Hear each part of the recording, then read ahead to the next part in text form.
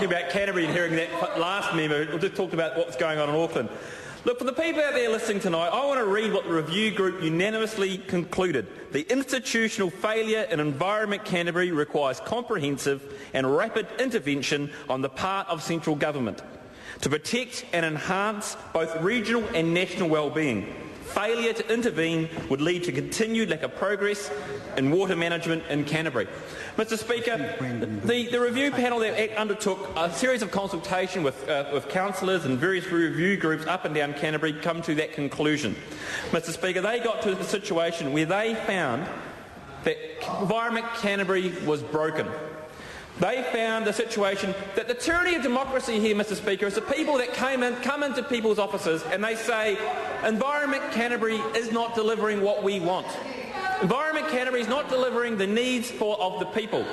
And that Environment Canterbury is broken. And that what we needed to do is bring in some commissioners to put into place a fundamental change in the nature of Environment Canterbury.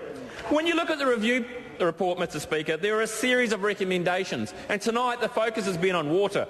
But there's been many other focus in the recommendations. They continue around public transport, the need for a review on public transport. No member on that side has spoken about that. All they care about is the democracy in threat. The fear that there might not be an election in 3.5 years. Well, let's just say there might be a miracle. There might be a miracle, Mr Speaker, because in 6 months or 8 months you might get a situation where the commissioners may fix Environment Canterbury in that time. Maybe, I doubt it, but we have allowed enough time to actually fix the problem, Mr Speaker, and not have some half-cut solution. Mr Speaker, Environment Canterbury is not just issues around the water strategy. We are very happy to include the Canterbury Water Management Strategy in this bill, in Schedule 1 of this bill, and I think that's a good step forward. There's been fear on the other side of the House that was going to happen. We weren't going to abide by these principles. But, Mr Speaker, they're there in Schedule 1 of the bill, and I think that's a good thing. Many members from this Parliament were involved in that consultation around that strategy, and this bill enshrines those rights and those principles in this bill, and I think that's a good thing, Mr Speaker. Mr Speaker, one of the other issues that's been at fault with Environment Canterbury is a discussion with iwi in the local area, and there's been major problems with that, and a need to bring in more resources for iwi liaison, and the bill will actually allow some of those things and a more consultation to be put in place. Mr Speaker, the great period in fear that I seem to hear from the other side is the fear of success. The fear that Environment Canterbury might change and actually be better for the people of Canterbury. And I think the fear of that, giving Environment Canterbury a chance for the next 3.5 years, the ability to Environment Canterbury fixed, and the people of Canterbury to have what they want.